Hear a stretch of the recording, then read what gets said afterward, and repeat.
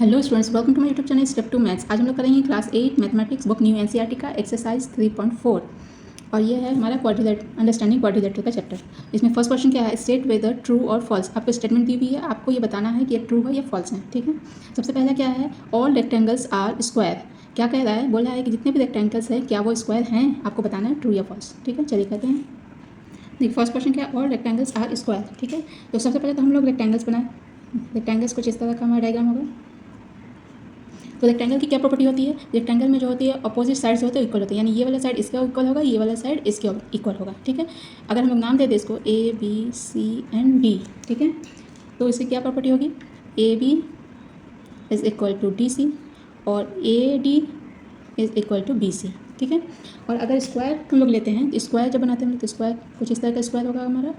अगर इसका नाम देते हैं हम लोग A B C and D, तो इसमें क्या होता है, इसमें 4 साइड इक्वल होती है, ये इसके बराबर होता है, इसके बराबर होता है, इसके बराबर होता है, यानी इसके चारों साइड्स जो होते हैं वो इक्वल होते हैं। ठीक है, तो चारों साइड्स इक्वल होते हैं तो क्या होगा, A B is equal to A C, sorry A B is equal to D C is equal to B C is equal to A D is equal to A D. ठीक है, यानी 4 sides जो होते हैं वो equal होते हैं। तो क्या ये प्रॉपर्टी सेम है दोनों की? बिल्कुल नहीं है, क्योंकि इसमें अपोजिट साइड्स इक्वल होते हैं, इसमें चारों साइड्स इक्वल होते हैं। तो ये हम क्या कह सकते हैं कि all rectangles are not square, यानी ये स्टेटमेंट जो हमारा होगा ये क्या होगा, ये होगा हमारा फॉल्स। फॉल्स होगा ये स्टेटमेंट। ठीक है, नेक्स्ट हमारा ऑल रोम्बस आर पैरेललोग्राम। ठीक है, बोल रहा है कि जितने भी रोम्बस है क्या वो पैरेललोग्राम है। तो सबसे पहले तो रोम्बस का हम डायग्राम बनाते हैं। रोम्बस कुछ इस तरह कैसा होता है हमारा, क्या होता है, उसके अपोजिट साइड्स इक्वल होते हैं या 4 साइड्स इक्वल होते हैं, ये इसके इक्वल, लेकिन ये अपोजिट साइड्स होते हैं वो पैरेलल भी होते हैं। ठीक है, तो रोम्बस की क्या प्रॉपर्टी है, अगर इसको नाम दे दे A B C and D, तो इसका क्या property, A B parallel to D C. ठीक है, ए बी जो है डी सी के पैरेलल होगा और A D parallel to B C होगा। ठीक है, और इसमें क्या होता है, इसमें इक्वल होता है सभी sides, A B is equal to D C is equal to A D is equal to B C, सभी साइड्स जो होते हैं वो इक्वल होते हैं। ठीक है, और क्या होता है, इसके अपोजिट एंगल्स इक्वल होते हैं, angle A is equal to angle C और angle B is equal to angle D. ठीक है, तो हमारा अगर हम लोग पैरेललोग्राम ले लेते हैं, पैरेललोग्राम कुछ इस तरह का होता है पैरेललोग्राम। इसकी क्या प्रॉपर्टी होती है, इसकी प्रॉपर्टी होती है इसके अपोजिट साइड्स होते हैं वो पैरेलल होते हैं, ये इसके पैरेलल होगा, इसके और अपोजिट साइड्स इक्वल होते हैं, ये इसके पैरेलल होगा और ये दोनों साइड्स एक दूसरे के इक्वल होंगे, ये इसके इक्वल होगा। ठीक है, तो यहाँ इसकी भी प्रॉपर्टी है, इसके दोनों साइड्स इक्वल पैरेलल होंगे एक दूसरे के। ठीक है, तो ये प्रॉपर्टी हो गई, ये भी साइड्स प्रॉपर्टी हो गई और ये एंगल भी इसका इक्वल होगा। पैरेललोग्राम के अपोजिट एंगल्स जो होते हैं वो इक्वल होते हैं, हमने प्रॉपर्टी में पढ़ी है। तो इट मीन्स हम लोग कह सकते हैं कि ऑल नंबर्स आर पैरेललोग्राम, ये हो सकता है। ठीक है, तो ये स्टेटमेंट जो हमारा है क्या है, ट्रू। ये स्टेटमेंट क्या होगा हमारा, ये स्टेटमेंट होगा हमारा ट्रू होगा। आ रहा समझ में आप लोग को?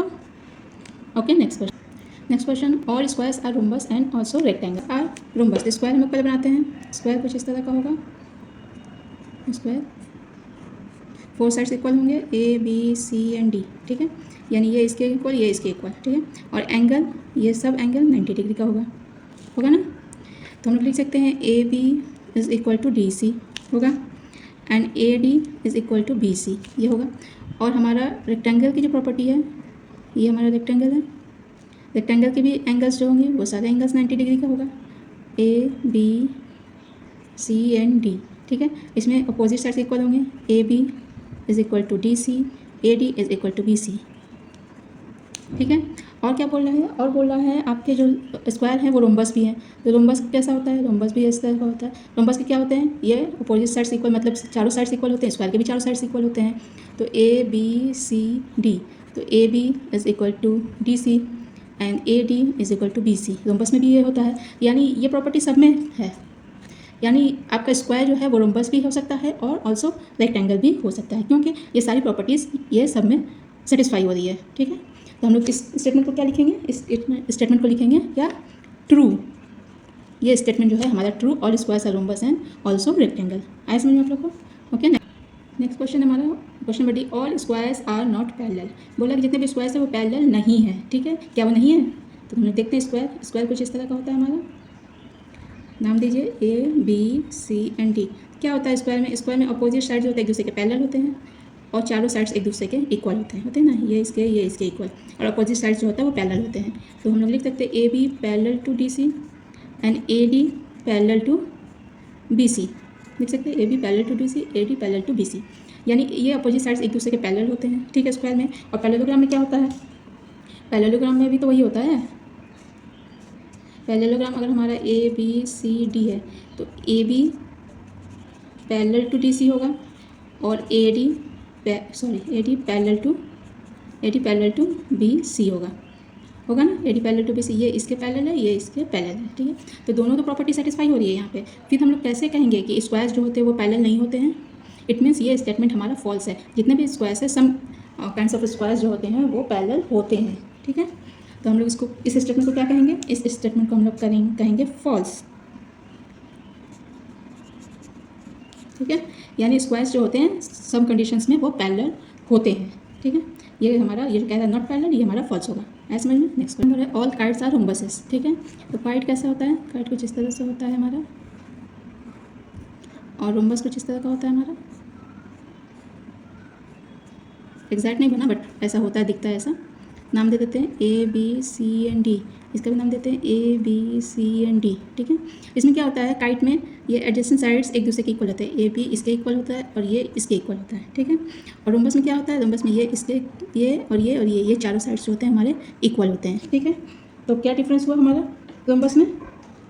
रोम्बस में है एडजेसेंट साइड्स इक्वल होते हैं, इसमें चारों साइड्स इक्वल होते हैं। इसमें A B is equal to A D होता है और D C is equal to B C होता है। बट रोम्बस में होता है A B is equal to B C is equal to A D and is equal to D C, यानी चारों साइड्स इक्वल होते हैं, ठीक है। तो इट मीन्स हम लोग कह सकते हैं all kites are not rhombus, ठीक है।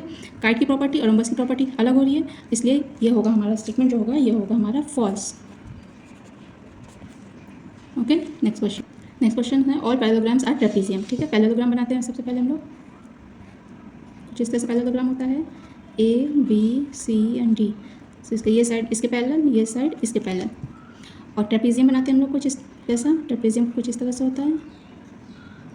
इसका भी नाम देते हैं A B C and D. इसमें क्या होता है, इसमें ये साइड इसके पैरेलल होता है, ठीक है। मतलब opposite sides, only one pair of opposite sides are equal in trapezium. तो सिर्फ एक ही पेयर हमारा इक्वल एंड पैरेलल होगा, ठीक है। सॉरी, इक्वल नहीं होगा, सिर्फ पैरेलल होगा, ठीक है। वन साइड जो होता है, वन पेयर ऑफ लाइंस जो होता है वो पैरेलल होते हैं ट्रेपेजियम में, और इसमें जो होता है अपोजिट जो साइड्स होते हैं वो पैरेलल होते हैं, ठीक है। तो हम लोग कह सकते हैं कि ऑल पैरेललोग्राम्स आर ट्रेपेजियम, क्योंकि पैरेललोग्राम की प्रॉपर्टी है अपोजिट साइड्स जो होते हैं वो पैरेलल होते हैं, इसमें भी अपोजिट साइड्स पैरेलल होते हैं। तो ये स्टेटमेंट हमारा क्या होगा, ये स्टेटमेंट होगा ट्रू, ठीक है।